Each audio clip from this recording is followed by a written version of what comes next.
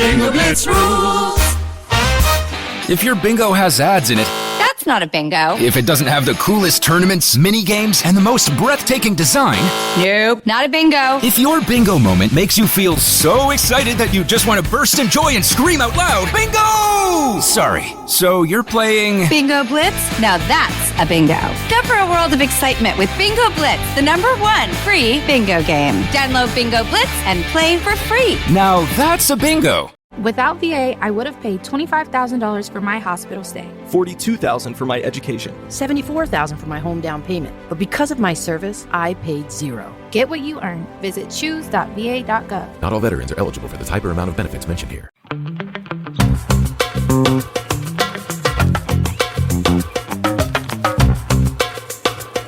Hello, everybody, and welcome back to another episode of Don't Blame Me. Today, we have a repeat guest, and honestly, someone that you get requested a lot, and people will say in like calls or questions, or we'll get DM'd, like, could you let me know when Katie's coming back on so like I can ask a specific question for her? I was like, she has a channel and like Instagram and stuff that like you can read, like, because you're not your only contact and way to like greet her.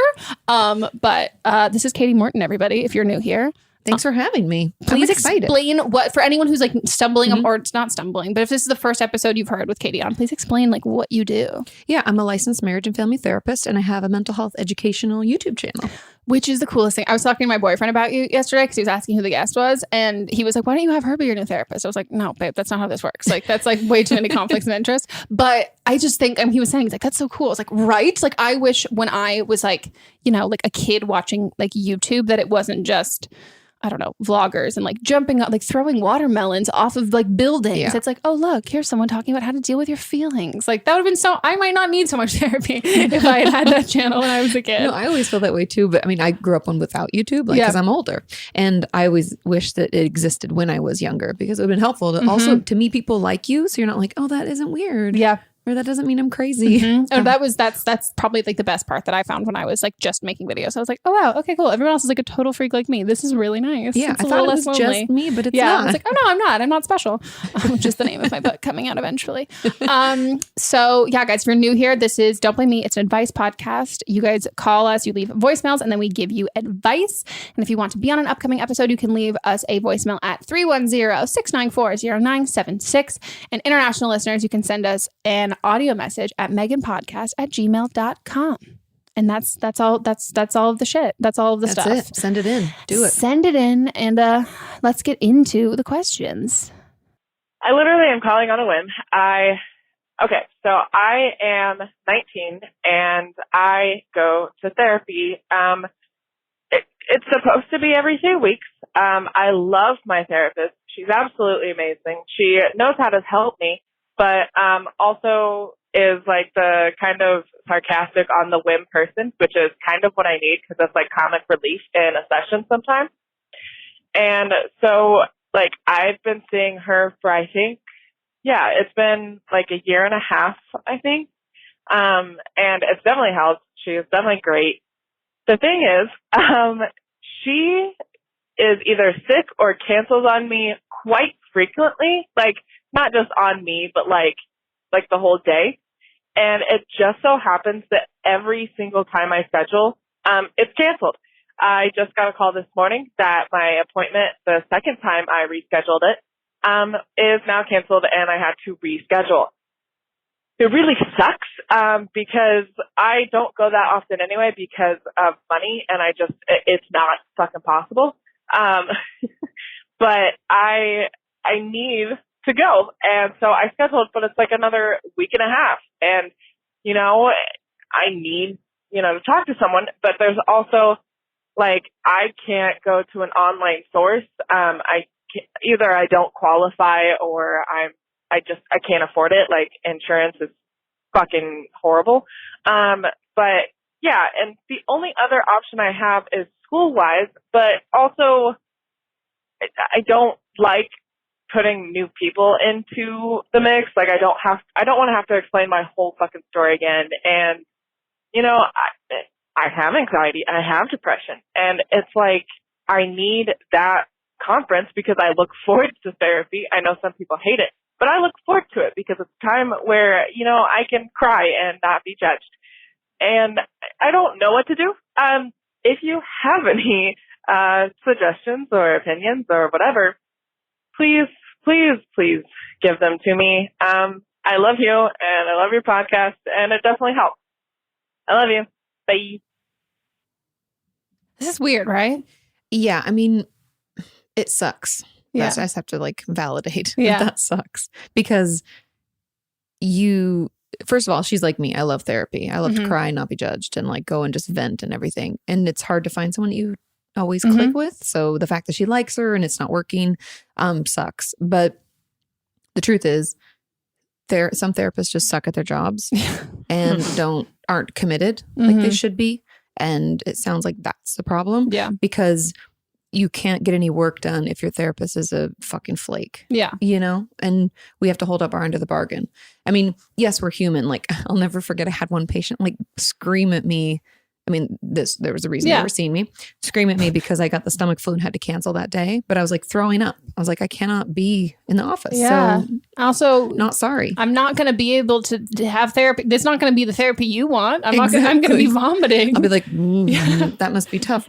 I'll be back. Yeah. So there's the human element, but I'd find someone else. Yeah. Yeah. I think, I mean, I would too. I think it sucks because like, I don't know. I'm one of those people like I hate when things I get most frustrated are when things that happen to me that I didn't have any part in. And that's the part that I think is so fucking frustrating, that you like this therapist. Like you really want to keep seeing her. This isn't any part of like you ending up in this situation. Like this, it's her fault essentially. And that's always really, really frustrating. But I think like, I mean, if I cancel, I've got terrible cramps and endometriosis. So I literally like if I get my period on a Friday, or if I get it before, but if I get it, like I go to therapy on Friday, I will have to cancel that day if I end up getting it. And that's one of those things that like my therapist will then be like, okay, let's try and do like 2 sessions like next week then to kind of make up for it. So we're not getting into this rhythm of catch up and like playing catch up, and we're actually like working on stuff versus like, oh, okay, we haven't seen each other in this X amount of time. And because you're already only going like once every like 2 weeks or 3 weeks, you said 2 weeks. I think that's like hard. And I think like as much as you like her, like you said, I think you have to find another therapist. And just because you really like her, she's not your perfect therapist because of this. And like you're going to find someone who's just as great as her, but she's going to be better because she doesn't flake on you. And you're going to like her for all the same reasons and all of that kind of stuff. Yep. But it's definitely like frustrating. But do you think she should like tell her therapist, like, or is it just kind of like it's not really a help? I mean, it depends on what the issue is, because I always encourage you talking to your therapist and having that uncomfortable conversation because it's a good, safe place to practice. Yeah. So that in life, when people let you down, you can confidently be like, hey, you did that thing and it sucked and that hurt my feelings. Because we should all practice that. Yeah. So I encourage people to do that. But also like as a follow up to like just the advice component is like take some time to write why you like her, so that when you go in to find another person, you kind of know what you're looking for versus feeling like, oh, I'm thrown out into the wilderness again and I don't know. And, so that make sure you like get a good fit again. Yeah. So find a new therapist. Yeah. And try to talk to her because communication is hard and we should practice. Yeah. I told off my therapist last week. So we'll see what my new therapy session is going to be like. Probably processing Is this going to work or am I going to need to find a new one? I'm sure it will work. Maybe. I don't know if I like her. Melissa doesn't like her either. She's over her. Oh, you're over? I mean, I'm over my own therapist. I need to find a new one. Yeah. But not because she's a jerk, just because I'm like, challenge me more. Yeah. You're not doing what I need you to do. I feel like it'd be hard to be a therapist therapizing another therapist. Like maybe. Does she know that you're a therapist? Yeah. Okay. But I'll say things like, I feel like I don't know, maybe I'm an asshole. Maybe I save her time. Sometimes I'll be like, so I know that this is a thing because like I'm doing this a lot and it's not getting me where I want it to get me, but I don't know why. And she'll go with it. Yeah.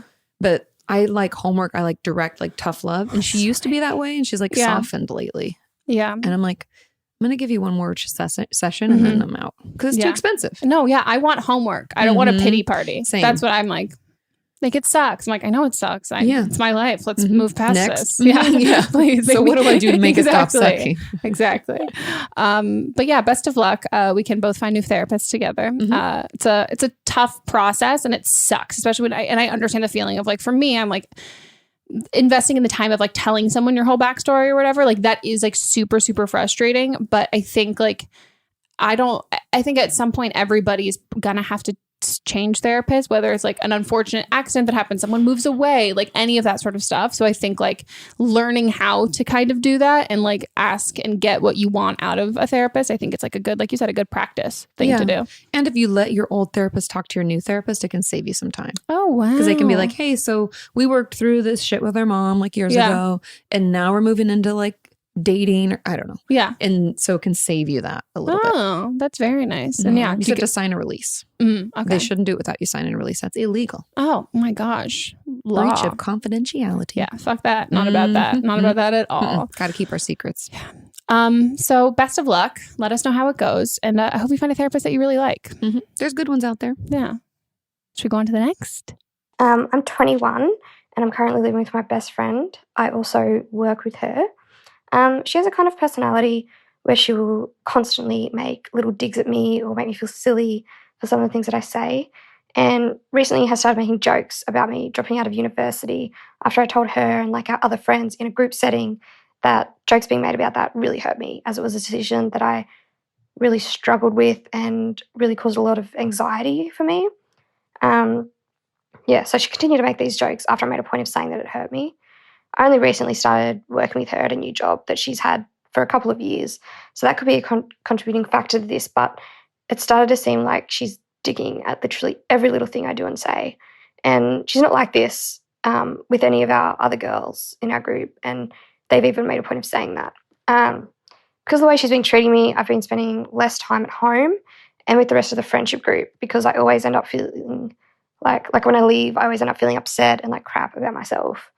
Because of this, I've been spending more time at one of my best friend's houses, and I have a sexual relationship with him that she doesn't approve of, and this makes me worry that I'm also going to become alienated from the rest of the girls just because I'm not putting myself in a situation that makes me anxious. I broached this subject with her and told her how the things that she has been saying have really hurt me and have caused my anxiety to be like extremely heightened, and she took this as an opportunity to tell me how I haven't been around enough, or I've been snapping at her, and how she's waiting for an apology for XYZ. And, I apologized for all the things I had done. However, I didn't for the things that I don't think that I did wrong, because I didn't want to come across as fake, and I didn't want to apologize for something that I wasn't sorry for. Like, I'm not that type of person. So after that, she just kind of told me that she was done. And this whole conversation, it did not take place in person. I'm away at the moment. So I guess what I'm asking is, what should I do? I literally live with her and I work with her, and now I have no idea where we stand, and I'm kind of freaking out that because I'm not currently in town, she's going to take this opportunity to turn the rest of the girls against me. And I'm terrified of being alone. Anyway, thank you so much for hearing me out, and any advice you could give would be amazing. Thank you. Oh my God, I feel so fucking bad for you. And this girl's a bitch. This girl's a bitch. She's not a friend. That was my first thought when she was like, she takes these digs at me. And I was like, first of all, she's feeling really bad about herself. And she's taking it out on you. And that's not a friend. Yeah, she's the epitome of a toxic friend. And I've had my fair share of toxic friends that are, and every toxic friend's a little different. And that's also how you get caught up in it multiple times, because you're like, oh, fuck, you snuck up on me and I didn't know this because it was different than the last person. But I've been in this exact situation where I've had a shit friend and confront them about the things. And then it turned into oh, wait, I'm having to say sorry. Yeah. And I also had a friend, different toxic friend, who cut me off because of a guy that I was dating that she didn't approve of for no reason. And it was one of the things, you're not my parent, you're not anything like that. But similar to your saying that she was very much done with you. It took me, I think I cried for 2 weeks straight. I was devastated that her and I were no longer friends. And then after that, it kind of realized, I realized oh wow, these friends that we have that are mutual friends, they don't really like her that much. She's not, she might not be doing the exact same thing to them, but they can see what she's doing to me and they don't like it regardless of they don't have loyalties. They're still people who can make their own moral and judgment calls. And it became one of those things that as much as I was I understand the feeling of being so afraid of being alone, but there's something so much worse than being there's something so much worse when you're a punching bag or you're letting people treat you like shit. As someone who's been that and then also been alone and had no friends, having no friends, it sucks, but it is like that does not hurt nearly as much as everything else because it doesn't get into your like psyche in a different way. Mm-hmm. And I think like, I mean, my tangible advice would be, I think spending the most time you can with people and like making new friends and fostering new relationships and treating her like a roommate and letting the other friends, I think like being nice to them and like, but I wouldn't stoop to her level and talk about her. And if they start talking about that, I would like separate yourself. I would kind of like, I mean, I would personally I would be friendly, but kind of let them come to you in a way so you can kind of tell that if they actually want to be your friend or if they're also a shit talking kind of person. And then, fostering more time spending with like other people. And I don't know if like it's feasible for you to try and like look for like a different job. But I think like the most healing and best things you can do is get yourself out of the situations in which you're saying that's like making your anxiety really bad. And like I also, as a college dropout, who got bullied by my roommates. So for me, the part that like the healing and work didn't end once I dropped out and moved out and like took myself out of the situation, because there's still stuff you have to deal with afterwards, but there was no way I was going to be able to deal with that when I was in the situation. Yeah, of course not. You have to be out of it in order to see clearly. Yeah. And I think, I mean, there's a couple of things. It's better to be alone than to be in shitty relationships. Mm-hmm. It's hard to do it, but just trust us that that's the truth. And I think this says so much more about her than you. And I would start looking to find a new place to live. Mm-hmm. And if that means you move in with somebody for just a little bit, like I go back home for like 3 weeks until I find a new place, do that, because this person's a garbage human. Mm-hmm. And they'll always find themselves in situations like this. I had the same thing happen where what I thought was one of my closest friends was like talking shit behind my back. And then I found out about it and confronted her. And then I ended up apologizing. Yeah.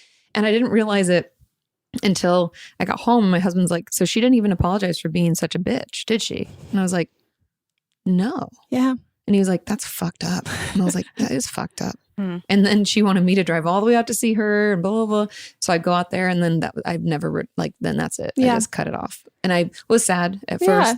But then the thing is, it leaves room for better friendships, people that are actually caring, because friendship should build you up. It should be a support. When you're feeling down, you should be able to call a friend and they help you. But this friend is actually giving you reasons to need more support, which is not the right way. Yeah. And you become in like a highly anxious, highly sensitive vortex when I don't want to say when you're tolerating that behavior, but like when that behavior and someone's treating you like that's constantly happening. For me, again, once I was like out of the situation, I was able to see the friends that I had that were really great people. And also I was able to just take myself out of it and then see like, oh wow, I kind of want to be friends with this person. This person seems really nice. And like, you're not in such like oh wow, is everyone talking about me? Does everyone hate me? Like, it's a little bit more empowering. And I think like, I mean, even I had like the girl who stopped being friends with me because she didn't like the guy that I liked and all of the other stuff. After those like 2 weeks, she like came back and like was like, I want to be friends again. Like, I can forgive you now. And I was like, I'm not sorry anymore. Like, I know I was like really upset, but like, I'm fine now. And like, she then turned around and was like, well, it was very much like a control manipulation sort of thing. And once they realized that they don't have that over you anime it is like a grieving process. And I totally understand the anxiety part of it. But like, once you get over once you get like over the hump of that and you're able to see the bigger picture, it's so much like easier, and it just doesn't like get into your head that same way. Because when someone's talking shit about you all the time, it's no wonder like, you walk away from the situation feeling shitty, and like it affects every other part of your life. But I think like I've always said, like the biggest acts of like self-love that you can do, it's not like a face mask and like a bubble bath. It's like cutting shitty people out of your life and people who treat you terribly. Like, that's the biggest act of self-love you can do, being like, you know what, fuck this. Like, I'm not doing this anymore. Like, I'm going to take myself out. Even if she was the one who instigated it, if you're the one to like stick by it and be like, yeah, you know what, I'm standing by this. You started this, and it sounds so childish, but like, you brought this like ending of our friendship upon us, but I'm gonna like choose that as like a blessing, and like this is move past this and meet a lot better people. Yeah. And who says that friendships, this sounds bad to say it this way, but who says friendships are lifelong?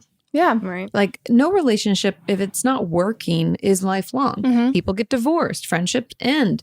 Families don't talk to each other. Just because we had relationships doesn't mean that they go on forever. And I know that that's hard, and the grieving process is there. And you'll still feel sad when you think of her and want to call her. There'll be those moments, because we've all had that. But the burden of being in that relationship is going to always outweigh that, oh, I would like to tell her this funny thing. She'd like that.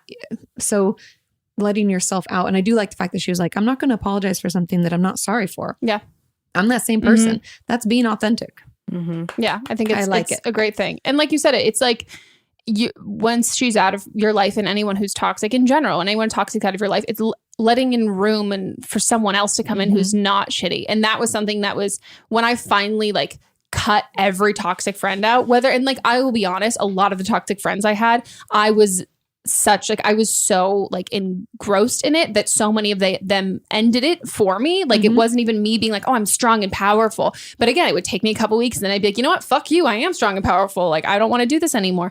But then once I didn't have those, and the same thing I've talked about with relationships, when I didn't have any of that, when I didn't really have any friends, didn't have anyone that I was dating, suddenly I got really good friends. I got like a nice boyfriend. I got all of these things that I was like, oh wow. Once I take all of them out, because even if you keep like one toxic friend in, I just think like for me, like it would just skew my like levels of how I would see everybody else. And then everybody else would kind of be on that same level of shittiness. Well, I think it's like what you're allowing, and it like sullies. It's like one bad apple kind of thing. Like it sullies because you're allowing that in. So that doesn't mean that those other friends are good either. They're just like less shitty than the one shitty friend. That's, you know what I mean? That's literally, I have an entire section of my book about toxic friends. And I was like, yeah, no, it's just like a level of like, it started small. And then I was like, well, if you're not this mean, then like, you're not nice, but you're not this bad. And it was like, what? Holy shit. So many of these as individuals are terrible. But I was like, but I mean, I guess if you don't do this, then you're, it was just like lesser evils of everything. And I was like, everybody has these. It doesn't mean something's wrong with you. You're not like more susceptible. I had a whole chapter in my book about toxic relationships. I wrote it in one day because I was like, what stories of my own life do I want to pull? I have so many. So, and also it doesn't make you right and them wrong. That's something that like I've been learning in therapy is like, it's just a bad recipe. Yeah. Like sometimes the manipulation that they try to do to get their own needs met, put us in a bad position, make us feel worse. It's like just a spiral of just nasty. And so cutting those out is honestly beneficial for both parties. Yeah. No, we say that all the time. Like you're not doing any shitty person any justice by letting them treat you like shit. Because it's like, they're like, yeah, well then I can just do this forever. And there are people who do that forever, and those are called narcissists. And so they'll just be on their own anyway. They're going to do what they're going to do. You don't have to be part of it. No, not at all. I know that well. It's not a good combo.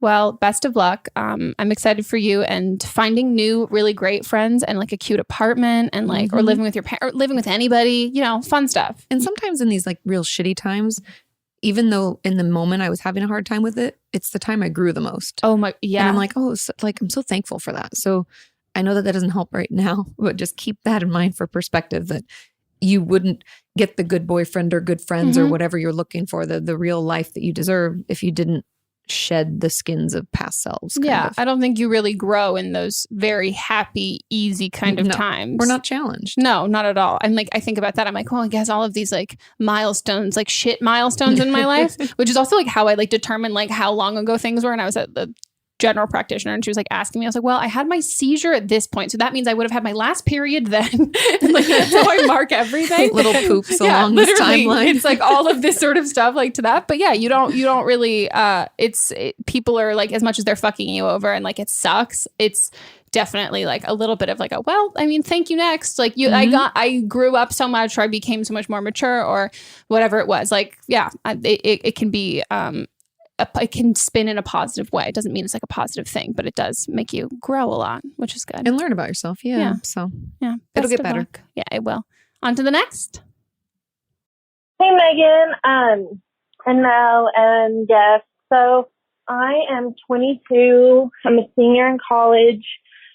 So I just moved into a one-bedroom apartment for like mental health. I need some quiet in my life. And I was living with 5 girls last year. My question is kind of regarding, so ever since I've lived in this one bedroom, I've become more antisocial. Like I feel safe here. It's my safe place. So that kind of means I don't go out a lot. Or if I do, I go to places like right near my house, which I purposely got an apartment away from my college campus. So I was like surrounded in like the Greek life and stuff, so I'm not really a part of it. So I also adopted a dog with an anxiety disorder, and I didn't know that when I adopted him. And so it takes him a long time to get used to people. And so I've been really picky about who comes and sees the apartment and who comes and meets him, because it's like a big deal to me. I don't know if that's just me making excuses, and if there's like a way to get past that fear of having people in my house for the first time. There's not so much girls, but it's definitely boys, because it's like a safety thing. I don't know if I'm being melodramatic. My parents think I am, so just let me know. I love you so much. You're like a older sister, you know, giving me advice every time I listen to the podcast. So thank you so much. Bye. Me too. Yeah. It's Definitely like the not. age I permanently think I am is 22. Same. Maybe 24 for me. Yeah. It was my golden era. I'm just kidding. Really? No, I just like, I'm not any older than that in my brain and my like. Say, I recently talked to one of my friends about it, and I was like, how old do you think? She's like, she on my birthday, she was like, how old are you turning? I was like, oh, 26. And she was like, why do I always, anytime anyone asks, I just tell them you're 22. I was like, same. I'm so glad we're all on the same page. But I mean, I don't know. I mean, I think I'm so glad you're here for this one, because my instinct for this call is I don't think any of this is like odd. I think like I mean, as somebody who lived alone, I lived alone. I mean, I lived alone from the time that I was like, like 19 until 23-ish. Mm-hmm. And I definitely it's harder to put yourself out there and like get out there and that kind of stuff. And I also moved out onto my own for like mental health kind of reasons. And I think like that was also like a big like healing part, that it was kind of like representative of how like it was in my life. Like I didn't want to invite anyone over that I didn't really trust. Also because I didn't want to be friends with anybody that I didn't really trust. I didn't want to let anyone in my life that I didn't really trust. And it was kind of like now looking back on it from years later, I'm like, oh, that does make a lot of sense, that I kept a lot of things very separate. But I think like if you want to put yourself out there, you saying all of that, I think like it's like a go for it kind of thing. But I also, my instinct is to be like, I understand not wanting to have like invite random guys over. I mean, that's one part of it. Like, no one should invite random dudes to their apartment. Yeah. Or girls. Don't recommend any total randoms. Anybody. I mean, you have to get to know people. Yeah. And it's not weird what she's doing, but we don't want to get stuck in kind of like this agoraphobic state. Agoraphobia being like fear of getting out into spaces and being around people, because then you can't leave if you have to, and you might have a panic attack, you might embarrass yourself. Yeah. It's a diagnosable mental illness, and it's really built on anxiety. And so I think isolating yourself sometimes is good, but honestly, you live by yourself, so you're going to spend a lot of time alone anyways, just by logistical stance. Like, it's just harder to be around people. And so I think I'm glad you're on your own, but you're going to have to, I would really encourage you to at least once a week do something social. And you don't have to do it at your apartment. Oh, yeah. If you're worried about your dog, if you're worried about strange men, that's all fine and dandy. That means we have to go out.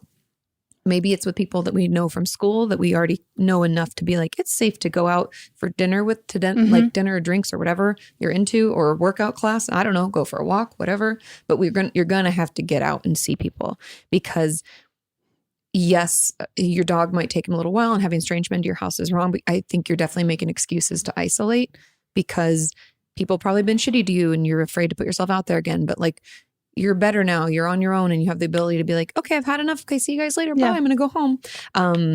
So yeah, challenge yourself once a week to do something social.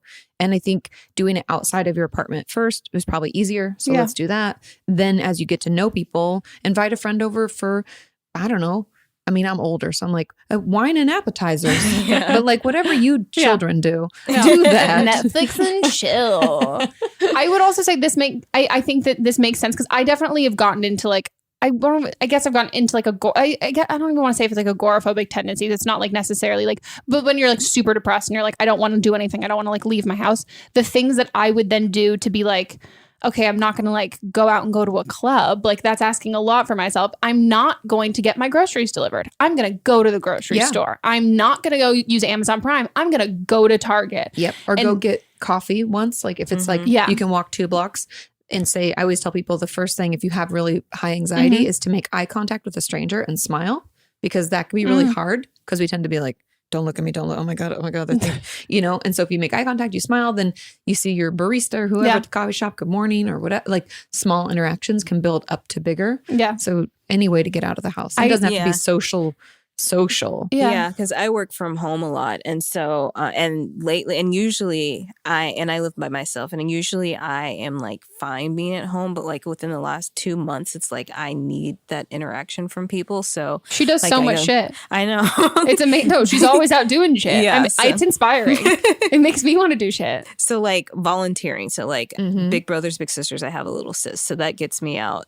Going to my coffee shop that's like down the street. It's like a very like social hip coffee shop. So like everyone talks to each other.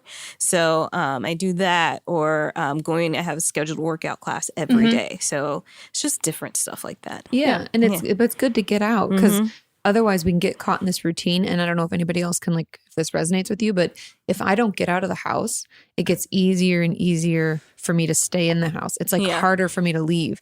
And so forcing yourself out for the small things. And it's almost like in a way we're telling our brain, it's okay to leave the house. Yeah. You will make it. No, and I do that when I get into like a habit if I like have, and it for me, it like usually will come from like, if I'm sick, being sick is so much of like the same like physical things as being depressed. And so then my body is just like, oh no, you just feel super depressed again. I'm like, no, I had bronchitis. Like I know, like I can't not be, I can't not want to leave the house and not want to get out of bed again. Like I'm healthy now, like that kind of a thing. And so I have like my like safe immediate, like I have the workout place that I always go to. And that one is something for me that I'm like, no matter what, I can't like the anxiety part of my brain. I'm like, there's not a single person there that I don't know. There's not a single person there. And if I don't know them, like I know this community and I know how it's fostered. Like I know how positive this is. I know where I'm going to park. There is no like, what's it called? Like variables. And so it's something that I know. And then from there, I have my Trader Joe's, and they are the nicest people ever who work at Trader Joe's. And so I'm like, that's something like, those are the things. And then from there, oh, maybe I can then go to do something else. Like those are like, it builds up your confidence. And I also found, and I still try and do this the most, like if I'm already out of the house for something, I try and do something. I will try and do something else too. I'm like, oh, okay, I went to a workout class. I'm going to go grocery shopping after. Or I went to a doctor's appointment. As a podcast network, our first priority has always been audio and the stories we're able to share with you. But at Realm, we also sell some pretty cool merch, and organizing that was made both possible and easy with Shopify. When you think about successful businesses like Aloe or Allbirds or Skims, an often overlooked secret is the business behind the business that makes selling and, for shoppers, buying simple. For millions of businesses, that business is Shopify. That's because nobody does selling better than Shopify. It's the home of the #1 checkout on the planet. And the not-so-secret secret that's definitely worth talking about is that Shop Pay boosts conversions up to 50%. That's more happy customers and way more sales going. If you're hoping to grow your business, your commerce platform better be ready to sell wherever your customers are scrolling or strolling, on the web, in your store, in their feed, and everywhere in between. Businesses that sell more, sell on Shopify. Upgrade your business and get the same checkout we use with Shopify. Sign up for your $1 per month trial period at shopify.com/realm, all lowercase. Go to shopify.com/realm to upgrade your selling today. Shopify.com/realm.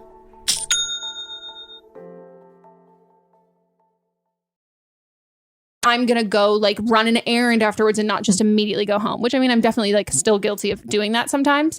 But it makes it like, I don't know, it's like baby steps. Yeah. You have to interact with people. I think all of it is good because it's not the 0 to 100. We don't have to like be at home every day. And then all of a sudden we have like a full social calendar. Yeah. But it's like, it's the small coffee shop workout class. Volunteering's great, especially because anybody who's is volunteering is like warm, right, and nice, and they're because they want to be. Yeah, and so there's all of that stuff. Because if we're in school or work that we do, we're at home. We all need social interaction. We're like wired for it from birth. So make a point of doing it, little baby steps, and don't get caught up in the. I don't even know how to say it, but just like excuse after excuse after excuse. Because there's always a reason to not do something. But let's look for reasons to do something. Yeah. And also because you live alone, for dating stuff, I wouldn't, if you're going on dates with people, even if you know them from school, I was a big proponent of like, I don't meet them there. Yeah. And I didn't tell them that I lived alone. I didn't let them pick me up or drop me off. And like, it took like a long time before I would have, like, I think the only person guy I ever dated that like I invited back to here and like, get down and dirty was literally Mott's. And like we had known each other for a year and a half, and he'd like we worked together, and he'd like been here for that stuff before. But that's not like, and I think it's super different, especially like I remember in college, again, when you live with people and like it's like, oh, like dates in and out, like it's all like everyone's all around. When you do live alone, there is like a safety security thing that like people who don't live alone won't necessarily get. And like you're not paranoid about that, especially when it comes to like dating stuff and like inviting new random people, but don't feel like that needs to be like how you push yourself. And if you are going on dates and you are like a guy or a girl or whoever, and you're inviting someone back over, make sure you tell somebody that you are and all of that stuff. Send like before and afters and what time and where we're going. Because I watch a lot of crime. Stuff, dude's fucking SVUs and Law and Order all the time, and shit happens. That is a real fear. And I think meeting until you've known someone for 3 to 6 months or get a good feel for them. Don't have them come to your place. You can meet out, especially she's like near a college, so there's probably a ton of places to go have a burger or something. And if you like want to like get your freak on and hook up with someone and they have roommates and they, like go to their place, like this is your safe sanctuary place. You don't have to invite someone. Like if you want to have sex with someone, you don't have to invite them over to your place. You can also like sleep at their place or hook up at their place and then leave. Again, make sure people know where you are.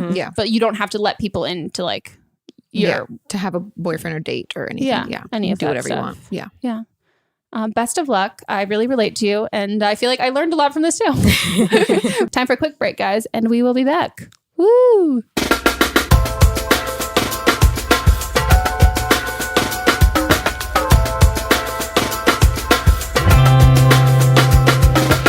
Okay, guys, we're back from our break, and we're going to hop into the rest of the calls. So I am a 25-year-old. I am financially supporting myself. I live on my own. I go to school, and I also work a full-time job. I've been single for the past 2 years and have not slept with anyone for the past 2 years. Recently, I was told that I am too independent and self-sufficient to find/be in a relationship. So I guess my first question is that even possible? And how does one go about fixing that, if it is? And the second question would be, how do you meet someone in today's world not on a dating app? Because I am currently not trying to get murdered. So any advice would be awesome. Thank you. I'm listening. I mean, I've heard this, but I've said this before on the podcast how my best friend had like a full, like she had a breakdown over the fact that she thought I was going to die alone because like I wasn't trying to date, and I was you're like, only 26 now. And you were younger then. Oh, I was younger then. But granted, she's always been the kind, she would treat dating like a job, which I honestly think like there's just different ways people go about dating. And I always knew for me, no offense, I like love everyone here, but I hate everyone. Like I don't automatically just like really like some, like I'm a very like jaded, closed off person. So for me, I always knew I'm going to end up with someone who I'm friends with first. Like I'm not like going to go on a date and like really like the person. Like that's so rare for me to be like, I would have to go on thousands of dates to like. And with the same person. Yeah. It's like actually like someone, because I'm like fucking shit. But I think it's like, I understand someone saying that just because I think people go about dating in such different ways. Well, it depends on the person. Yeah. First of all, you don't have to be in relationships if you don't want to. You don't have to get married if you don't want to. The whole pressure and like, oh, clocks, shut the fuck up. I'm so sick of that. You know what I mean? And like girls feel like, I have had friends that treat it like a job. Yeah. And I'm like, is this really the goal? Really? This is your job? What? So I think, first of all, there's no such thing as being too, what was it, independent? Self-sufficient. Because you'll find someone who complements that and enjoys that part of you. Yeah. Because I was that way. I lived by myself and I don't need no mans. I wanted to want someone. I don't need them. I think that's a very important distinction. So you should not have to change to be in a relationship. It should be complementary. So be yourself don't listen to stupid people. Yeah. And I don't think there's anything wrong with that. To me is like a statement that kind of mirrors they're intimidated by you. And in that, the idea that that's supposed to be an insult, I've always been like, fuck yeah. That's the greatest compliment ever. It's like someone's like, oh, they're super intimidated by you. You don't want to date that loser. No. And it's so, and then once you actually meet someone who's not like that at all, like I used to, like, I definitely felt, especially like not to be like ageist or whatever, but I found I was financially independent also at like a young age, and guys who were my age, like that was something for them, like, oh fuck, whoa. And I would end up dating someone who like was like a couple years older, but then also dating people who are my age who literally were not affected by it at all. And I was like, oh wow, why was I treating those like shitty guys who had like that loudest voice in the room of like, oh wow, maybe it's this, and like your friends are like, maybe it's this, and then you meet someone and you go, oh, but that's sure, that could be a reason why you're insecure, but like that's not, you don't speak for every single kind of person that I want to date at all. That's the thing, it's just insecurity. Yeah. The only reason you feel intimidated by anyone is because you feel insecure in that realm. And that's not your problem. No, that's not your problem. You find someone who isn't intimidated, doesn't feel that way. They're just excited for you. In relationships, you should celebrate each other's successes and things that are going on. So that's obviously very important. Meeting people is honestly just going out and doing things. And doing stuff you like. Yeah, because you'll find other people who like to do the same things. And that's easy. Then you can do those things together. I think also dating apps get a bad rep of like murder. And as somebody who like loves a murder podcast and like frequents like, I love SVU, all of that kind of shit. There's a way to use dating apps safely. There's the same reason that there's also a way to like, there's a way to do that in a way that like you can find your own comfort zone with it. And I think a good way that you can do that, I've had friends who've been like very anti-dating apps, but what they used dating apps for was to like go through, and they used a lot of the ones that were hooked up to like the rest of their social media and all that stuff to see people that they knew when they were single, and like to see like friends of friends, and then be like, oh, this guy who I have all these mutual friends with, I might not match him on this app, but I see that we have like 50 mutual friends and he's friends with like my hometown or like my college friend. I'm going to ask her about him and see if she can set us up in that way. So it's kind of expanding your horizon of like, maybe, because I've always experienced like there's someone who's like not in your like close knit circle, but like in your vicinity that you're kind of into, but like, or like you could possibly be interested in. I think that's a good way, especially it's not, because I mean, I don't want to say like anyone can murder you. Like you can like in like a sketchy way, but like a dating app, like definitely like it can be like creepy people, but like you can go up to like someone on the grocery store and they can also be creepy. I think like if you want to have like mutual connections or that kind of stuff, I think you can use dating apps to your benefit that way. My friend ended up dating her boyfriend because they ended up actually matching on a dating app, but they had mutual friends and like they both like asked about each other and then got set. ABC Wednesdays. Y'all complain all day. We want books. We want paper towels in the classroom. Bet you want raises too. I'm still waiting on the paper towels. Abbott Elementary returns with a new season. We asked the district for more after-school programs. They gave us $50 for class pets instead. Critics cheer. Abbott Elementary continues to be one of the funniest and most beloved shows on TV. What y'all doing out there? Taking bribes. Proud of y'all. Abbott Elementary, Wednesdays, 9:30, 8:30 Central on ABC and stream on Hulu. Up on a date and like through that. So I think it's a good way to know if like you're single or not. I saw Moth on a dating app before we started dating. I was like, oh, him and that girl broke up. Cool. Good to know. Like this is like kind of just like a nod to that kind of way. But also if you do want to like attempt or like try, I think it's also a good way to, I don't know, like talk to people and like with having I've always said this, having no intention to meet up. Like it's kind of nice to just like get used to flirting and like being like, oh, okay, like what are things that I thought it was really important to me and someone it might not necessarily be, or am I already going to rule out some of these guys and just kind of like, I don't know. For me, it's like getting back on the bike. It's a little bit of like a habit sort of thing. But I think, yeah. And also ask your friends if they have anyone or like anyone you work with and be like, hey, anyone you would want to set me up with? Yeah. And I think, I mean, I'd never used dating apps. I'm older and I would definitely be like this person where I'd be like, So I think, but it could be a nice like segue into dating or like a dry run, so to speak. But I really do think you meet the best matches for you just by doing things that you already like to do, but you have to go into it with the idea that you want to talk to people, meet people. You have to, I know this sounds weird, but just even in mentally thinking that you become more approachable.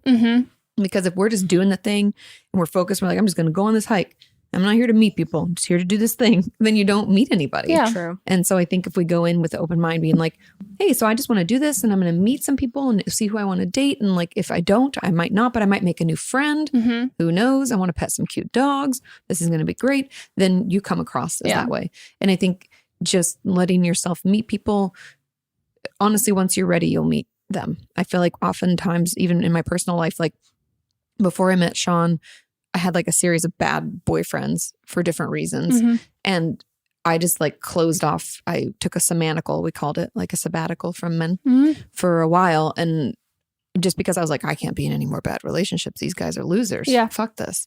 And then I was just having a good time with my friend, didn't really care about it anymore. And that's when I met Sean.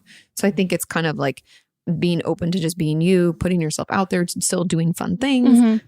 It'll come around. Yeah. You don't have to treat it like a job. No. I actually don't think that's a healthy way, just putting that out there. I think you'll end up in a really unhealthy relationship because you thought you needed to get something real quick, real fast.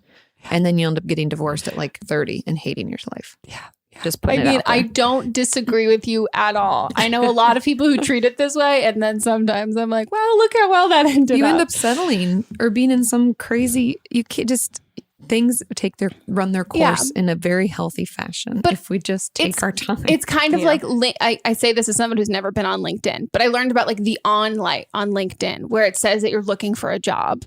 And I think that's like you're saying being approachable, because I think you can't just like live your day-to-day life. At least for me, if Mott's and I weren't dating, if I lived my day-to-day life and I did the stuff that I like Pilates and I like going to, what else do I like? It's like all female things. It's a lot of, and it's a lot of stuff that like I do, and they're like solo endeavors that I don't necessarily, I'm not trying to talk to anyone or trying to meet anyone there. And I'm not approachable. Like it's just me doing the things that I like in my routine. But then there's another aspect of like, oh, okay, if you're going to go out and you really like comedy clubs, don't go to a comedy club with like your 40 closest friends. You're not approachable. You're not like 4 exactly. And it has to be something like that. So I think like there's a way to be like doing the things that you like and not expecting like, oh, just one day like a dick's gonna fall in my lap. Like you're gonna, because again, we've said like the dick that falls in your lap is not the dick that you want. Not the dick you want. So you have to like put yourself out there in a way that like feels authentic and true to you, but it's still like it's the conscious like putting yourself out there and like being open to that kind of thing.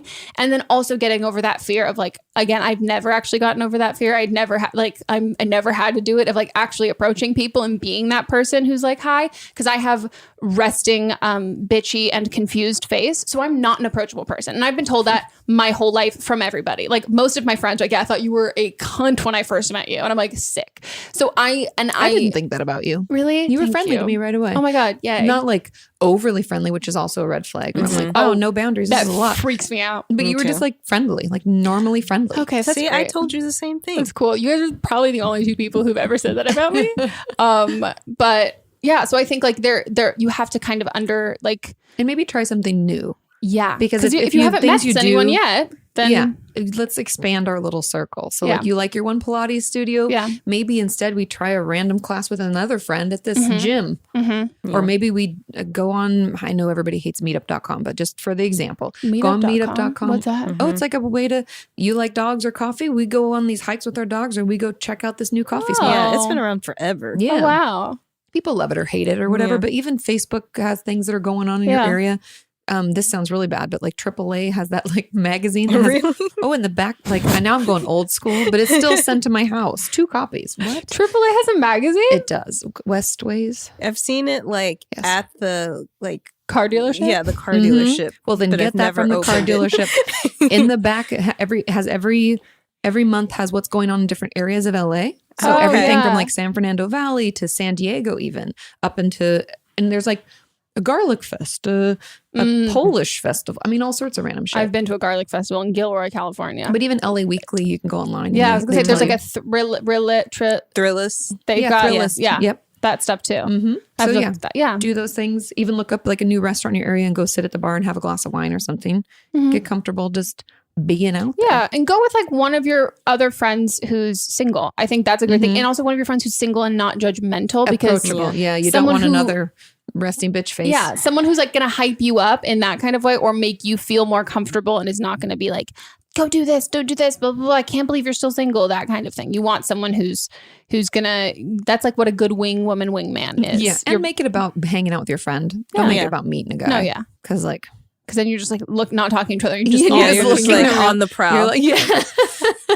Oh my God. He's checking me out. A little That's much. so funny. Oh, I love that. But yeah. And also again, approach people. Cause I've found that the guys that, are like approaching me sometimes, or like when I was single, approaching me, were not really the guys that I was as super into. And my friends always said like, no, you give off like a really confident kind of thing that I would just assume you had you were in a relationship or you weren't that interested. Like, I think it'd be better if you actually made like the first step and the first move. And I was like, okay. And it's also the same thing that I've had with like a lot of my guy friends who of like late and now that they don't want to say or do anything to make anyone, like they don't want to come on to someone and make anyone feel uncomfortable. They're like, no, I am now. One of my friends said like in like the late Me Too movement, he goes, it's great. I don't put any effort in. All girls just will like come up. Like he's like, I don't approach anybody. And I get girls who will come up and talk to me because I'm not the one who's like aggressor, like just going at it. And now I was like, terrified. Yeah, that's fair. I was like, well, welcome to, he's like, yeah. I was like, yeah, that's a good time. 2019. It's a crazy space here. It is. It's a crazy, crazy time. Do we have one last one? We do. Okay, let's do it. I am 25 years old. I'm married and I have 2 kids.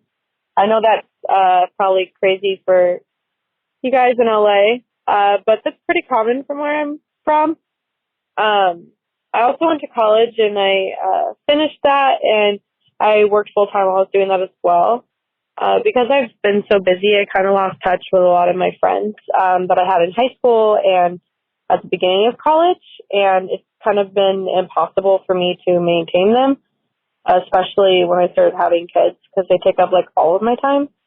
After I had my second baby, I had postpartum depression and anxiety, and my anxiety was like horrible. And I ended up having to get on meds. I was super suicidal, and I had to see a therapist. After like a lot of work, I kind of realized that my family, like not my like kids and my husband, but my extended family, like my mom and my dad and my sister and all of them, are a little bit toxic. And I'm trying to put some space between us so I can get better control over my anxiety. But it's not working, and I think it's because I feel really lonely because I don't have any friends anymore, and because the last few years of my life have been so busy, I don't know how to make friends. I'm a teacher, and I talk to kids every day, but we're kind of isolated as teachers in our classrooms. We don't leave. Really, I talk to kids, but not adults.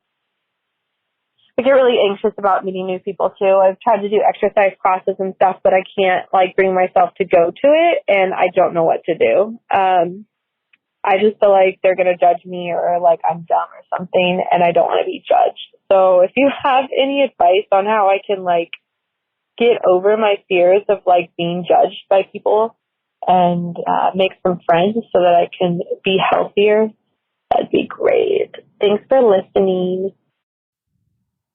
Wow. We're at such different points in our life. This is crazy. I know at 25, that's wild. But it is the norm for a lot of areas and just small towns. I mean, where I grew up, when I came back from college, a lot of my friends already had like 2 or 3 kids. And I was like, I don't even know what my life is yet. I think the first, I want to put this out there first because she's like the fear of being judged. That's really like confidence. So it comes from within you. Yeah. So I would encourage all of us. It helps everybody.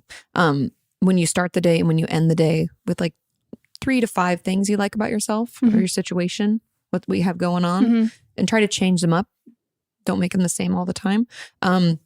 Just because I would assume the conversation you're having with yourself is like, I'm not good enough. No one's going to like me. I'm going to put myself out there and they're not going to be into it. And we actually don't have any evidence for that. So don't allow yourself to tell you that story that's not true. I always think about it in the sense of like, because I definitely get anxiety, like of like, oh my God, everyone's looking, all of this kind of anxiety. And then the thing that I tell myself is, do I ever think that about someone else? Like, do I ever go to a workout class and am I ever being like, wow, that person is like not good at this and they're terrible and they're dumb? Like, I don't. Like, there's not one point in my life that I'm doing the thing that I'm convinced every other person is doing to me. True. And then I'm like, okay, I'm not going to think that way because everybody else is also worrying about that. And we're only just thinking about ourselves. And it's a hard thing to do.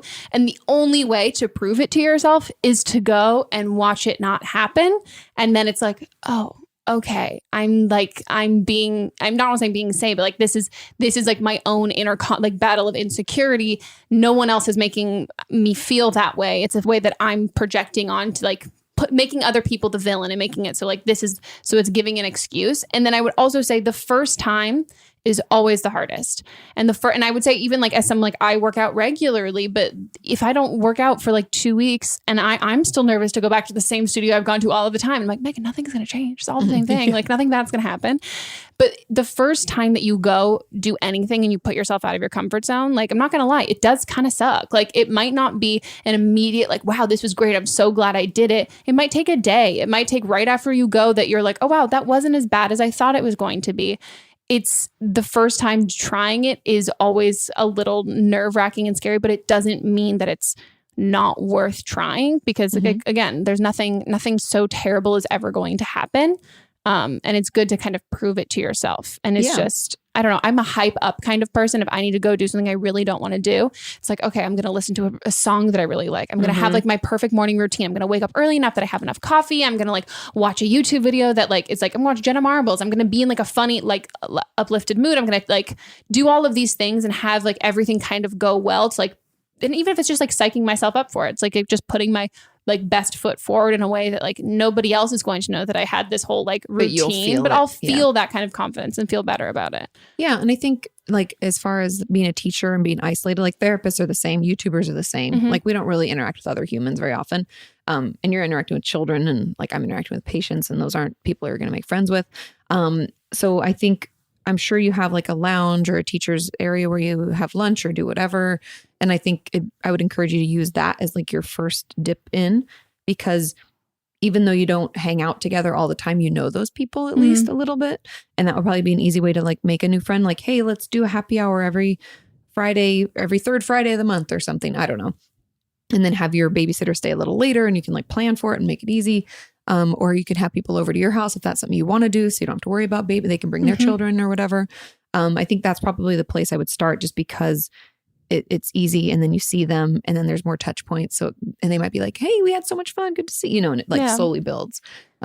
Yeah. And like maybe if there's like a mom's group and like looking on like Facebook groups or things like that, or like people in your area and like your kids, I don't know if they're in like a daycare or anything like that, like meeting other parents and moms that way who also have like, again, like we can hang out and we can, like drink a responsible amount of wine and like our kids can hang out, but like you can also create those friendships with people who are in the same boat. Because I think it does, like my friends who have kids, the people that they hang out with the most are also their friends who have kids, because it is just like a different lifestyle thing. It's like, no, we're going to eat dinner at 5:00. Like, and like, we're all going to be up at 9 a.m. at the park already on a Saturday. And people like us are like, no, I'm good. And so I think like that would be like a really like great way. And even if it's like, I don't know, like a weekend, I've like seen like workout classes that have like, there's like a lot, I mean, maybe it's an LA thing, but like workout classes that are like mom and kid workout stuff. Yeah, they're everywhere. And that could be another like good way. And also your kid can kind of be that like comfort, like, I don't know. For me, I always like if I'm like, it's like going to a party and one person there, you're like, well, regardless, I have like my little buffer with me. And like, that's like, you have someone like, this is like, okay, you know what? I'm not alone in this. Like we're doing this kind of together. And I think that's like, can be a really like positive and confidence boosting sort of thing. And then maybe like a book club, like maybe it's also focusing on like relationships. I think like you should focus on having like friendships that are like in person and stuff like that. But also you could join like in like Oprah has a book club and there's like chapters. She just relaunched it. Yeah. She did. And I just read that today. But like Reese Witherspoon, and there's like regional chapters and there's like people that you can have those conversations and discussions with and have it. So that can also, like I said, for the other one where like dating apps can kind of be that like comfortability, like getting back into the swing of things. That can be a way that maybe you have a crazy, super busy week and you're like, wow, I'm going to have no me or friend time. And we'll like, I have like a book club, like Skype meeting, or like we have like a a message board and I can still interact with people. Yeah, even if I'm still watching the kids and stuff. And I know a lot of my friends who have kids, they have like daycare events. Like, especially we're coming up to like Halloween and the holidays and stuff like that. And so during that time, they'll have like different events that you bring the kids to, you know, and I would encourage you to go and meet other parents. Like even asking if your kid, I don't know how old your children are, but if one is old enough to be like, that's my best friend at school. Yeah. Be like, oh, and go introduce yourself to the parents and be like, oh, I'm so-and-so's mom. And, you know, And I hope they're cool. Yeah. And then exactly. I mean, you cross your fingers and hope, but at least that's like another way to meet people who have children around your children's age.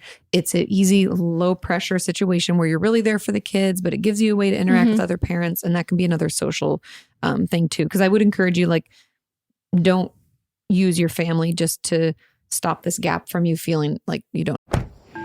What is this place? Welcome to Cloud9. How exactly did I get here? You're a Toyota Crown driver, and only Crown drivers ever reach this level of pure bliss. The captivating Toyota Crown family. Toyota, let's go places. Have friends and feeling isolated because that's only going to make you feel worse. It's kind of back to our first or second question where we're like, having shitty friends is worse than having no friends. So don't second guess your decision to not spend time with them. Let's put your energy instead into finding new, happier, healthier relationships. Yeah, because I think just because something is like the relationship with your family, it might feel easy, but it's not easy in that way where it's like, oh, this is it's not hard to text them. It's not hard to reach out. It's not hard to plan anything like that. But that doesn't mean that the relationship is easy. I think like that's also a hard thing. It's like the same thing with like proximity friends who like kind of suck, but you're like, oh, but they're so close and convenient. But it's like, but it's not like that's not enough of kind of a reason. So I think the more, and we've said this in other calls before, the more that you can like, and I guess here too, like the more that you can surround yourself with like that positive stuff, the less tempted you'll be to go back to that kind of like not great stuff. And you'll be able to create those healthy boundaries because you'll have those healthy boundaries in another relationship. And so it kind of like, it promotes you maintaining that in the other ones that you actually really need to. Because like you'll have like, if you think about healthy relationships and healthy boundaries, you don't even necessarily realize that you have them with certain people, you know, when you don't have them. And so then once you have the right one, you're like, oh, okay, cool. Sure. So this is going to mimic this. And I have this kind of like, it like builds your confidence in relationships and yourself. And totally. But I think like, it's definitely like, give yourself like the I don't want like, cut yourself some slack in the sense that like you have a lot on your plate and it is tempting and easy, and also society gives us the idea that like family and especially when you have your own family, all of this kind of stuff, that it's not selfish or bad to invest more time in people that like are new and not like you can't necessarily heal a toxic relationship, and that's not where your energy should be going. It should be like healing yourself and then finding like positive relationships. And don't feel like, not that you said that you feel bad about it, but like don't feel like it's I don't know, you should like spend that like a good amount of time on you. And that's what I think about. Like, I mean, I'm not a mom, but like the time that moms need on their own. I think it's also really important to like need the time with like friends and people who aren't kids and aren't like, you can talk about adult stuff. Like maybe like me time doesn't have to just be getting your nails done in peace and quiet. It could be like, you know, like gossiping with like girls over like drinks and whatever, that kind of stuff. Yeah. Whatever you need. Of course, because being a parent, I think, is a lot of energy out and you're giving to something else. And so it is important to fill your own cup as well. Yeah. And I do like the don't feel guilty about not wanting to be around your family. People put a lot of emphasis on that, but I like the chosen family, and that can be the people that are your family, or it can be the ones you choose to put in there. And so I think it's way more common than people want to admit, where they just like don't like seeing their family. I mean, hello.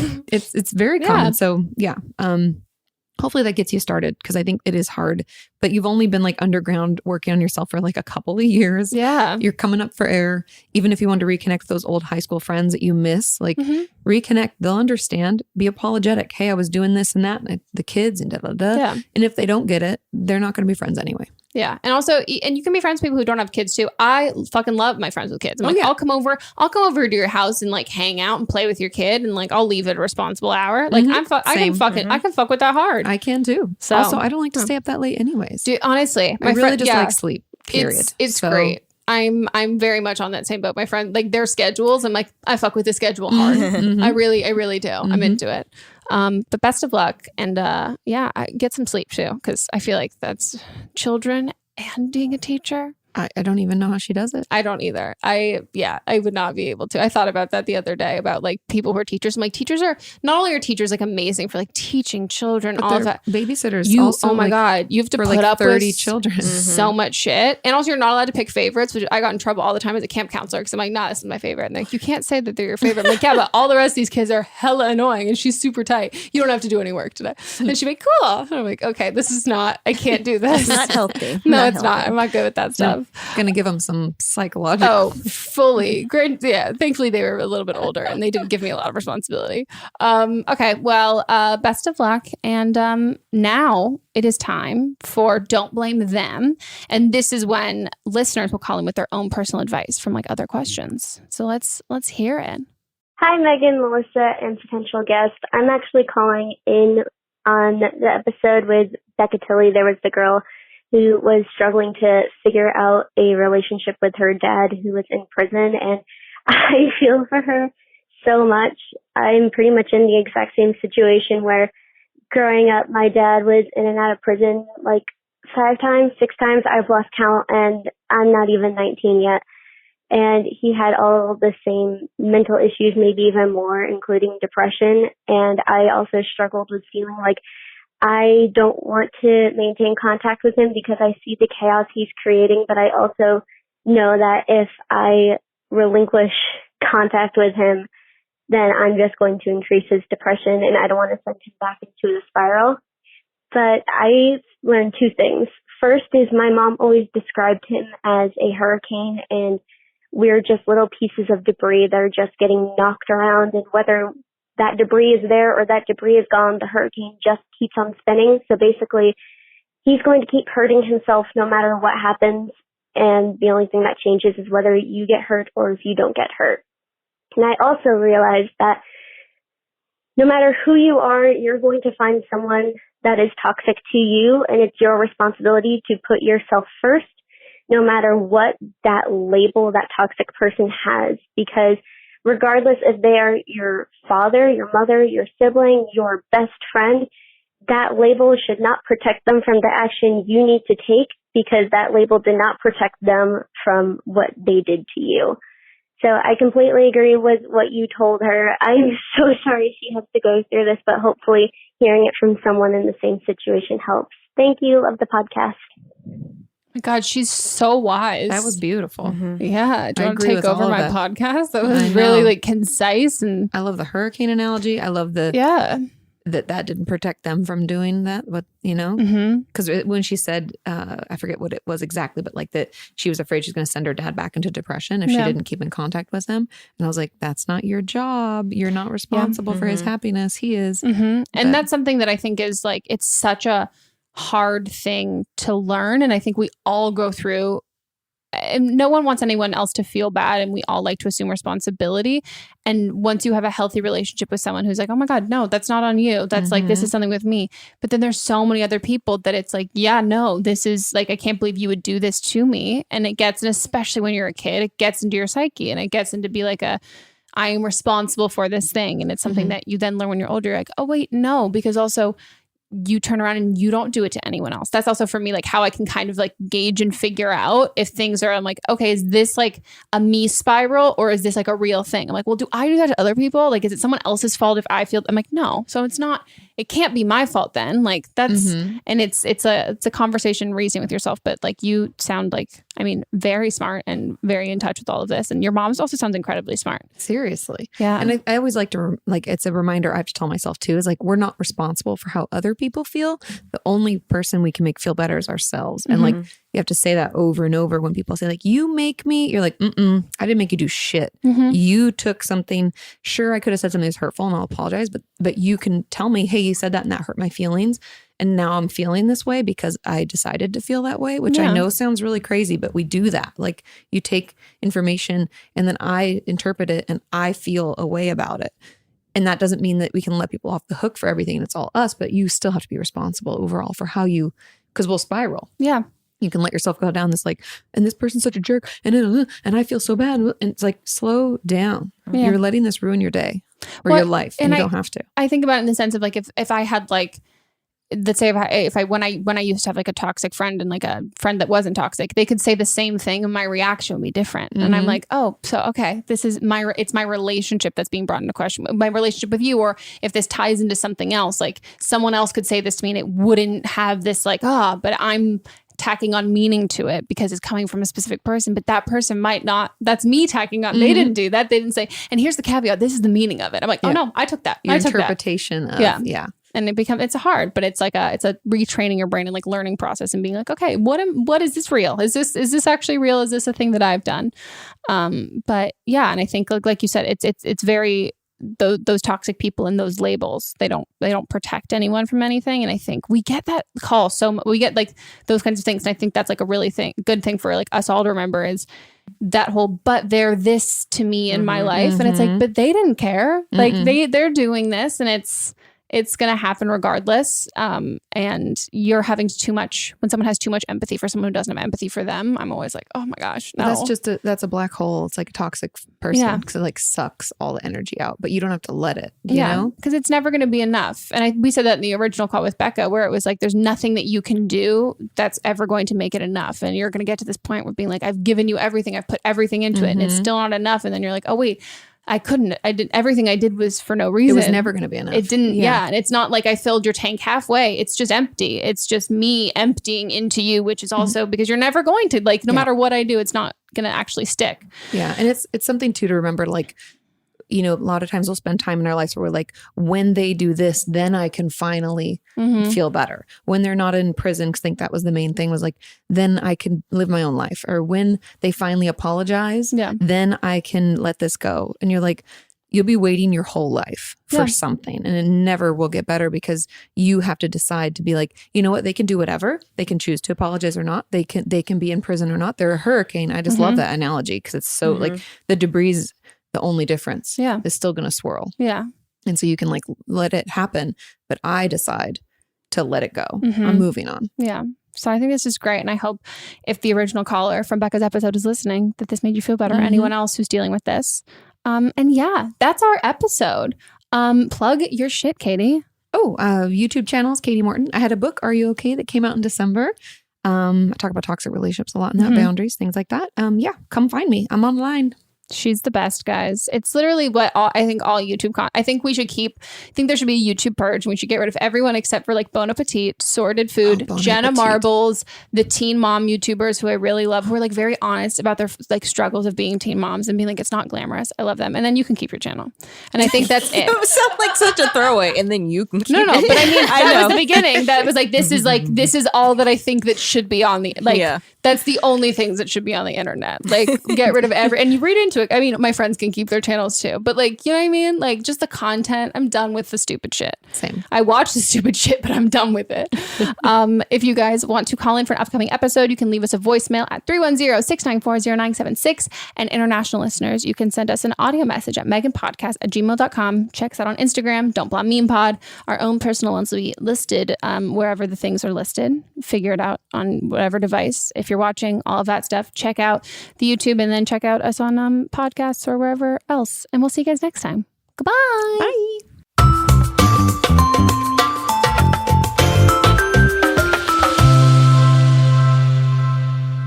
Don't Blame Me is a production by me.